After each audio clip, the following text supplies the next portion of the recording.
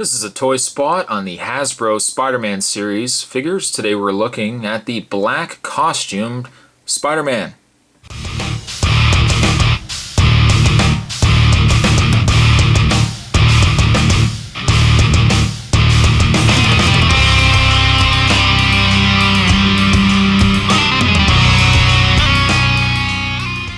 Now granted, we did get, at least in Canada, we got a couple of the figures in, I remember we actually got the Venom, the Street Sign Spider-Man, but a lot of these figures were not ever released in Canada.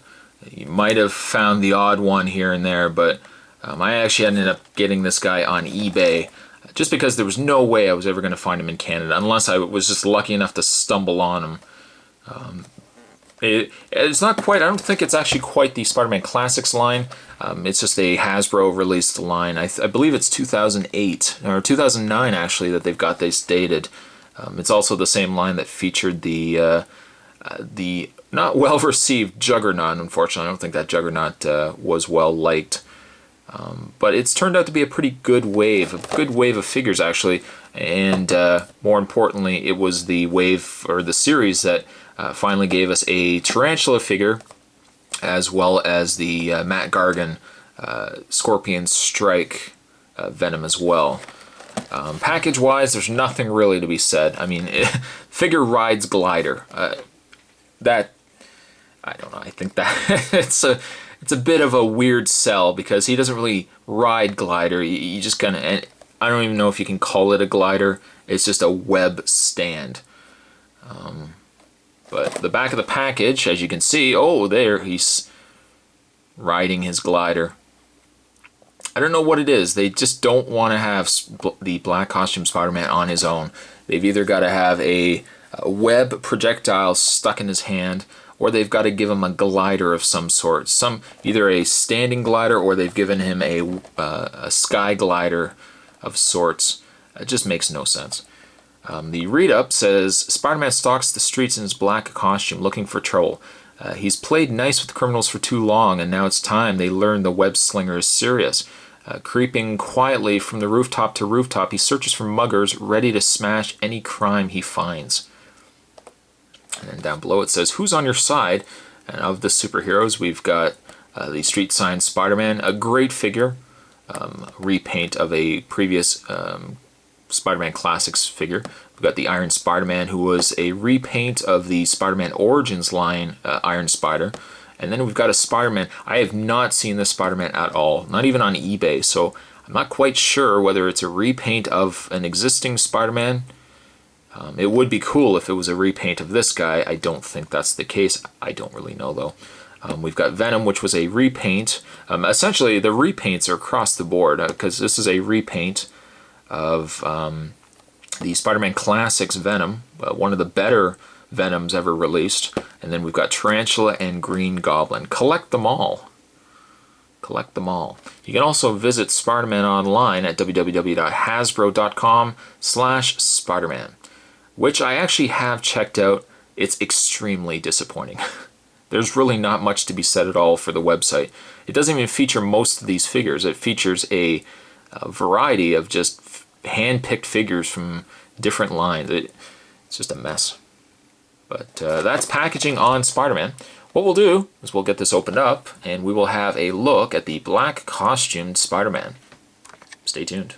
Actually, the Venom, the Matt Gargan Venom, was a Scorpion Stinger, not Scorpion Strike. All right, let's get the glider out of the way if we can. Again, it's not so much a glider. I mean, it would make a nice accessory kind of behind the character if you have him on display, but as a glider, it just doesn't look like really anything. There's slots, kind of loops in the glider that I guess you could put his feet into. But I mean, really, who wants to? Who really wants to? Oh, it's just such a mess. Again, I probably would just put it on display behind him. You know, I guess really you could also, if you want, cut some of these out, and you could just mount them, kind of look like he's shooting his venom, his webbing. But on its own, it is not a glider. And to sell the figure as the fact that he rides his glider is just silly. So we're going to throw that out of the way. And let's have a look at Spider-Man here. This probably is one of the best Spider-Mans, the best black costume Spider-Mans I think I've actually picked up. While it doesn't necessarily have the articulation, unfortunately, that some of the Marvel Legends and the Spider-Man Classic figures, who also share that same mold, have had. He is incredibly well sculpted. And just to kind of give you a comparison as to how well he is sculpted, what I'll do is I'll just move him over, and I'll bring in probably one of the better to compare figures. I'll bring in the Black Costume Spider-Man from the Red Hulk series.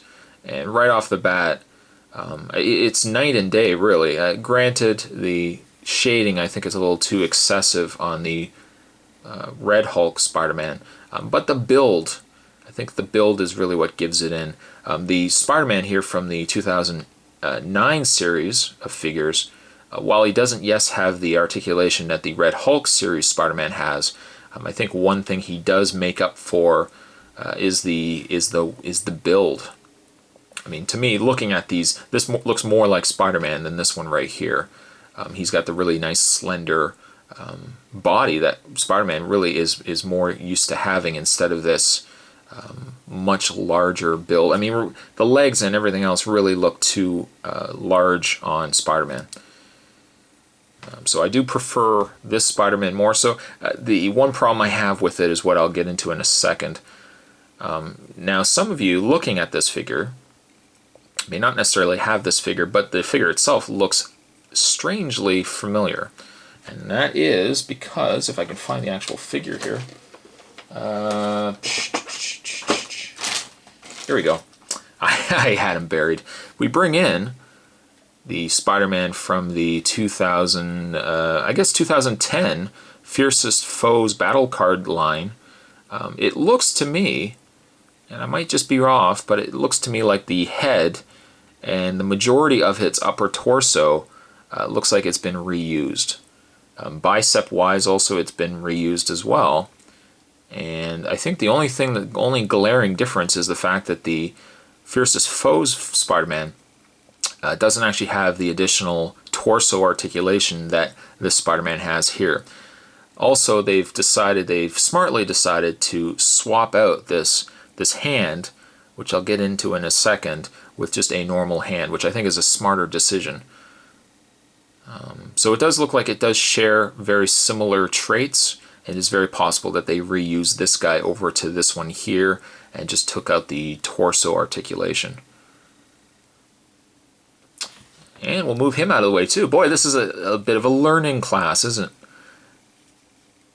But I really like the Spider-Man. The one thing I don't like about the Spider-Man is this hand right here. He has articulation, first of all, in the head. He's got a full ball-jointed head. He's got ball-jointed shoulders.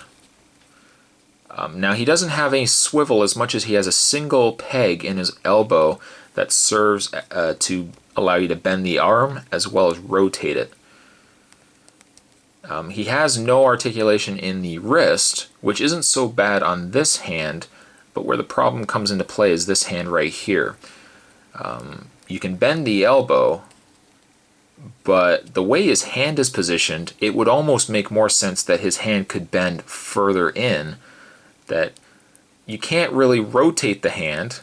To shoot his webbing, you kind of have to tilt the hand out and have him do that. Because, I mean, to have it like this, it doesn't really look like he's doing as much as just saying, rock on, man, rock on. So that's the one thing I would have changed. I would have either put the same kind of hand on this hand, and then that way it wouldn't matter so much that you didn't have wrist articulation, or I would have given him wrist articulation here that you could at least rotate the hand. Because, I mean, you can't, it looks a bit silly. And having his arms straight doesn't help either as well. He has a ball-jointed mid-torso. He has the ball-jointed legs. You can rotate the thigh, bend at the knee. You can also rotate the leg, and you can bend the foot and also rotate the foot. Other problems that I have with the figure is that the paint is a tad sloppy, especially around the symbol here. It's a bit splotchy, and it's a bit splotchy in the eyes here, especially this one eye here. You can actually see that it looks a little splotchy, and it looks like it's a bit cracked there as well. Despite all that, this is still one of my favorite Black Costumed Spider-Man figures. Just for the sheer sculpt on him alone, I think it's well worth picking this guy up. Some people might say that because of the articulation, this guy is a better Spider-Man, but preference-wise, I think I almost go with this guy instead. The Spider-Man I am going to give, despite his hand, and really that's the one glaring problem, but despite his hand, I'm going to give this Spider-Man a 6. And I would say if you're a fan of Spider-Man, especially the Black Costume Spider-Man, this is a figure to get. So that wraps up this toy spot. Today we were looking at the Hasbro 2009 series of Spider-Man figures. Today we're looking at the Black Costume Spider-Man. Of course, the fact that they also give him a glider. So I hope you guys enjoyed it, and I will see you guys next time.